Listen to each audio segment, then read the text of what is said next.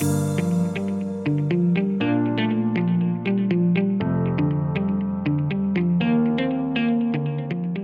Alldus podcast is brought to you by Alldus International, supplying your expert AI and digital transformation staffing needs across the US and Europe. Today, you are listening to our AI in Action series, where leading minds in AI from across the world share their story, success, and advice. AI in Action cuts through the hype and explores the true impact of artificial intelligence in our world today.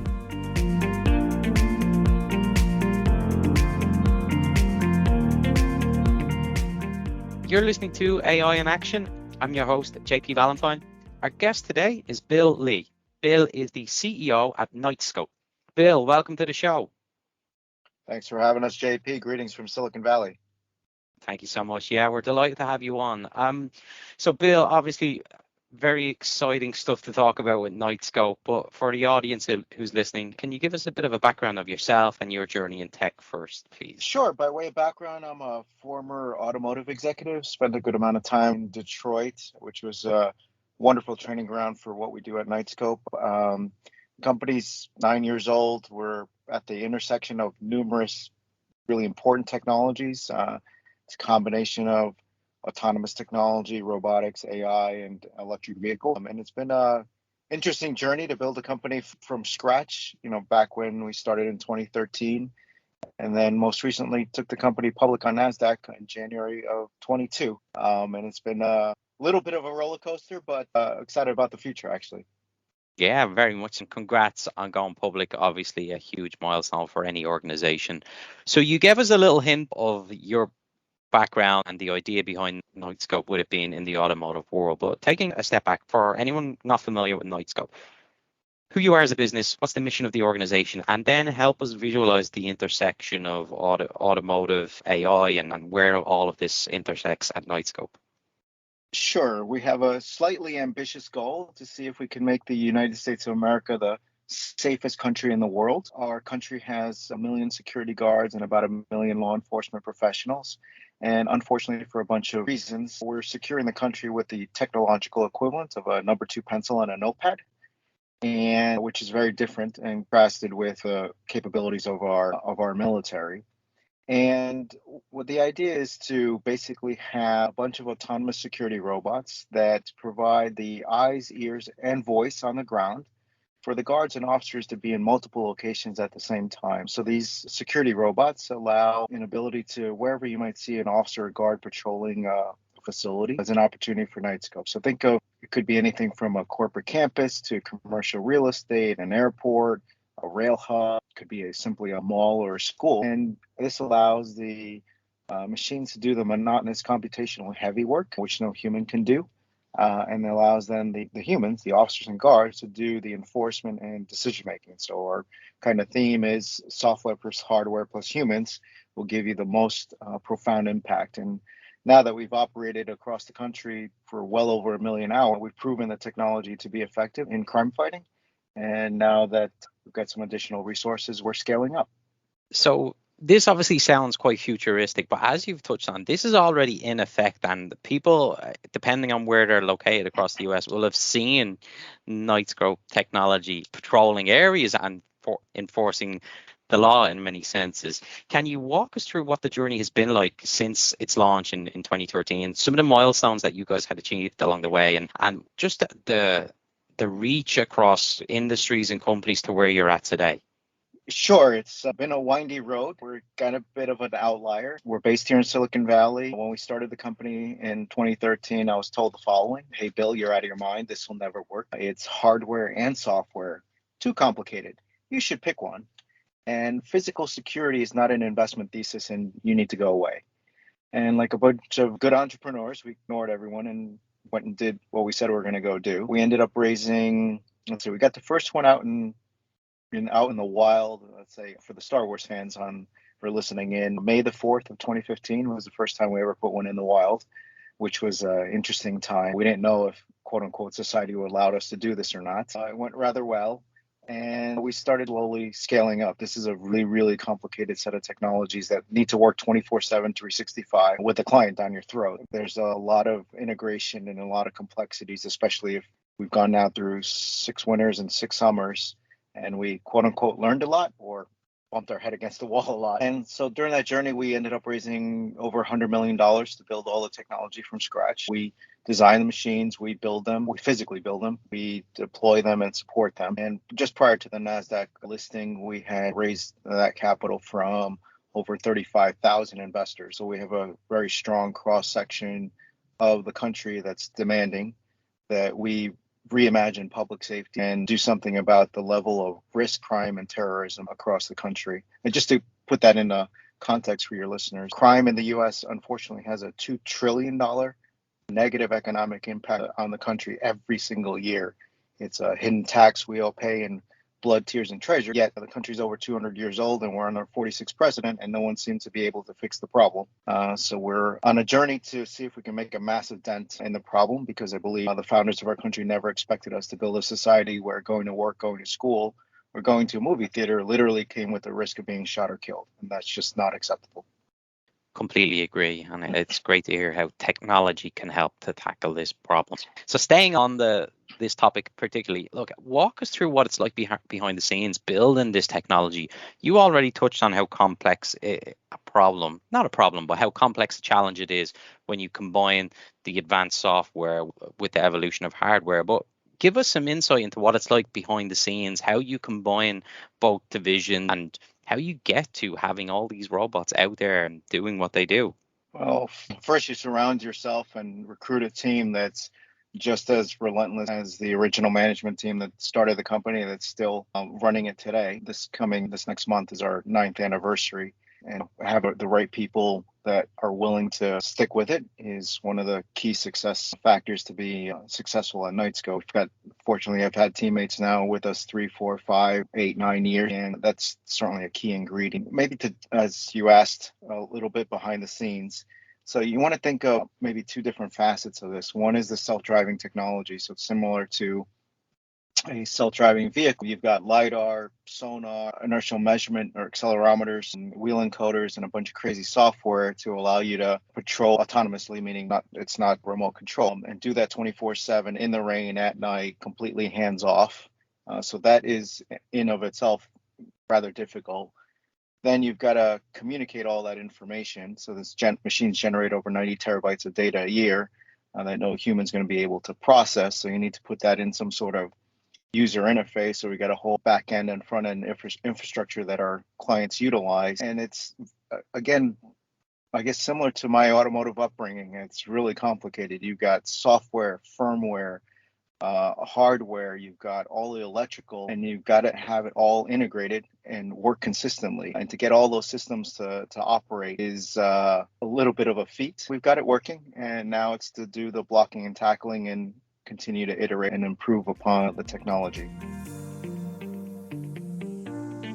You are listening to the Alldus podcast.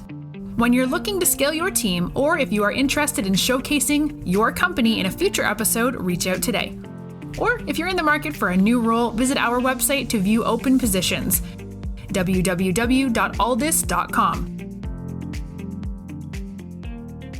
Bill, the recent announcement of you guys going public brings a lot of attention to Knightscope, and with that, it kicks on the next phase of your growth as a business. When you look ahead for the future of the technology, taking into account what you guys have been able to accomplish over the past few years, what are you most excited about for the future of the business? I think the thing that excites me the most is the crime fighting wins. I think most folks would know that an officer guard, most of the time, or 95 or 98% of the time, they're kind of waiting around for something to happen. It's not some TV, crime show or some Hollywood blockbuster show where there's incidents happening all the time for a particular officer or guard. And I just find it fascinating that we're just getting started. And if you go to knightscope.com/crime, you see a long list of crime fighting wins. Like, we helped a law enforcement agency issue an arrest warrant for a sexual predator. We helped another law enforcement agency apprehend an armed gunman. We helped in a domestic abuse case. And you start looking at that, it's like, wow, our little dream came true. Like, the technology actually had a positive impact on society in its very early days. And if you pause reality for the crazy for 30 seconds. Let's just imagine we were able to make the US the safest country in the world. Like, what happens to insurance rates? What happens to the viability of someone's local business? What about property values or a municipality's budget? Like, we'd literally change everything for everyone. And now that we've proven that it works, to me, the exciting part is like continue to grow and show that, I guess, similar to, I don't know, maybe a smoke detector. If you were a commercial real estate property developer, like you wouldn't be allowed to build a building without a smoke detector. And it's pretty obvious today that you need to do that and you're required to do that. At some point in time, there's a tipping point where, oh, these robots actually can help our society and help our officers and guards that keep them out of harm's way. And we can better secure a school and a church and our own asset. There's going to be a point where it's obvious you have to have an autonomous security robot. And we hope that the brand that people would pick would be Knightscope. Obviously, we can see the value of having this. Anywhere there's a physical security guard right now, we can imagine in the future a Knightscope robot being there doing the job.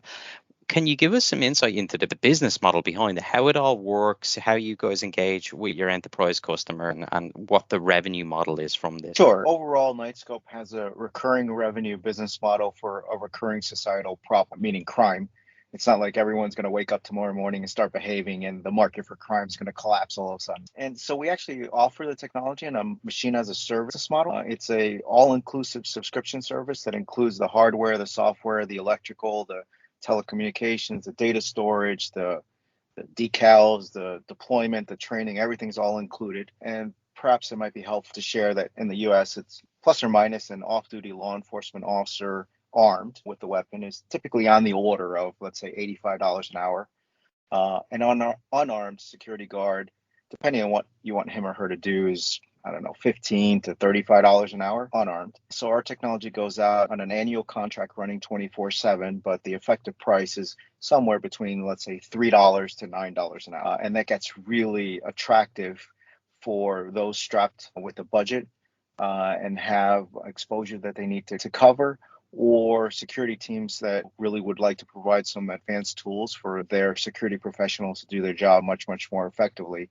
And what we didn't want to do is build this profound technology that can be very helpful for society and then price it in a way that it would be unattainable. So now that we've proven that it works, it's a subscription service, so clients don't need to worry about setting up the robot maintenance service division. We take care of all of that. I think that makes it that much more, the potential that much more impactful. Well, that's quite surprising in a positive way to hear just how affordable this technology could be. I'm sure that's not the first time you've heard it. But when you think about potential use cases for companies, are you targeting college campuses, shopping malls? Where are we going to see Knightscope technologies already deployed? I guess there's two answers for you. One is short term, where we focus on typically what verticals. So we've got a lot of traction with hospitals, residential, malls, commercial real estate, manufacturing plants, logistics facility, airport, and lots of casinos. But if you're serious about the long-term mission, you quote unquote need to be everywhere. Criminals and terrorists aren't sitting around, oh, that's really cute that they're really focused on hospitals, like maybe I won't hang out there. If you really want to make a big impact and make a dent in the problem, you're going to have, in my view, numerous form factors to be basically indoors and outdoors in every nook and cranny across society for us to be able to do really highly effective job here. And that's what we're going to be focused on. I've got maybe 3 decades worth of workload in my head as to what needs to get done. And part of it is having a wide portfolio of different types of machines, let's say extra small, medium, large, extra large, and extra large, to cover every facet of society, to be able to, as I like to say, really focus on the long-term aspects and opportunities for Knightscope, and for all those folks on Wall Street to literally short the criminals, to literally place a bet against the criminals and terrorists. What a great way to put it. Bill, final question from me then. You touched on it earlier, talking about the importance of having a great team and how you've had a lot of people are with you many years now. Given the position of the business, and as you said, the 30 years plus of work in your head, I would imagine you guys are going to continue to grow over the next few years. Speaking to an audience of AI enthusiasts, whether it be data scientists or data engineers, can you give us some insight into what opportunities there are going to be for people passionate about this space to come and join Knightscope? My theme is life is short, do what you love and make a big impact. And here's an opportunity to literally touch every facet of society in a positive way. And we hope that people will join us and be a force for good. If you go to knightscope.com/careers, there's a whole list of folks that we're recruiting, from machine learning folks to roboticists to operations folks and marketing and sales and the like. And this is one of the very single unique opportunities to do something positive for a community and our country. I think the folks that do really well at Knightscope resonate with the mission. Like, they literally think we can make a big impact, and now they need to heads down and put themselves and the team to work. We typically hire humble, really smart, driven folks that are relentless and gonna give up because it got too hard all of a sudden. And that's a unique cross section of technologists. Not everyone's like that, but you're at the forefront. You're at the bleeding cutting edge of actual application of AI and self-driving autonomous technology in the real world with real clients 24/7. Last time I looked, I think there's 200 companies working on autonomous something or other. I think the collective revenue of all the companies are probably nearing zero. No one's shipped anything. $80-100 billion goes into a sector and nothing comes out. It speaks, one, to how difficult it is. But I believe Knightscope's the only company I know of that's operating 24/7, fully autonomous across an entire nation with real clients generating real revenue. And I think that gets a lot of technologists excited, because they can see that this is not a science fair project, not an R&D project, not we're in beta for 10 years or the like. It's an actual application. And typically, if it can't ship in 3, 6, 9, 12 months, we're probably not working on it. We have clients and they have needs, and we're shipping product and new technologies and upgrades on a weekly or monthly basis. So if you think you got what it takes, please go visit knightscope.com and learn a little bit more, and we're happy to see you on the other side. Bill, thank you so much for coming on today and talking to us about Knightscope. Incredible product with an amazing mission, and giving us some insight into the impact that technology can have for good. Great to have you on, and we wish you and the team and everyone at Knightscope the best of luck in the years ahead. Thank you. Thank you so much. And don't forget, long Knightscope and short the criminals.